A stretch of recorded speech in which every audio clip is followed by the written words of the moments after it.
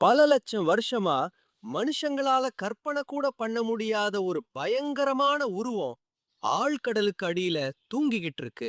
அதுதான் லெவியத்தான்.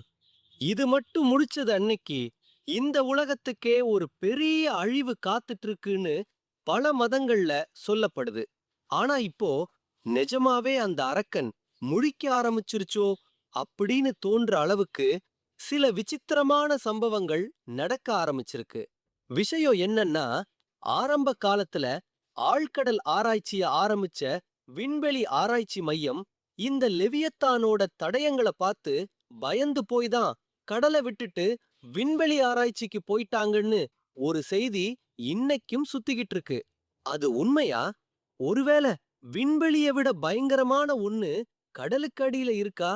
இந்த 2025ல கடல்ல நடக்கிற இந்த அதிரடி மாற்றங்களுக்கு பின்னாடி அந்த கடல் நாகம் தான் இருக்கா?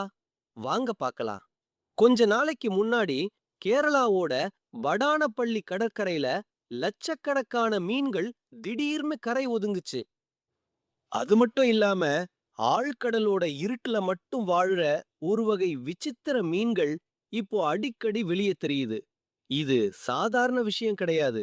இந்த மீன் வெளிய வந்தாலே ஏதோ ஒரு பெரிய ஆபத்து வரப்போகுதுன்னு ஒரு நம்பிக்கை இருக்கு.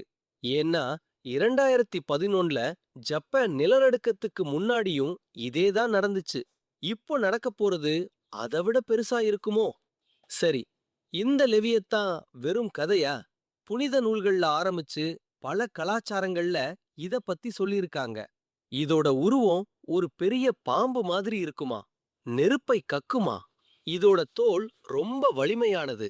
மனுஷங்க உருவாக்குன எந்த கருவியாலையாயும் இத காயப்படுத்தவே முடியாதாம். நினைச்சு பாருங்க, நாம வச்சிருக்க எந்த நவீன ஆயுதமும் அந்த அரக்கனை ஒண்ணும் பண்ண முடியாதுன்னா அது எவ்வளவு பெரிய ஆபத்து.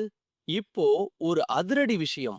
உலக வரைபடத்துல அண்டார்டிகா பக்கத்துல உத்து பார்த்தா கடலுக்கு அடியில ஒரு பெரிய பாம்போட தலை மாதிரியே ஒரு உருவம் தெரியுது. இது பொய் கிடையாது. அறிவியலாளர்கள் இத ஒரு நிலத்தட்டுன்னு சொல்றாங்க.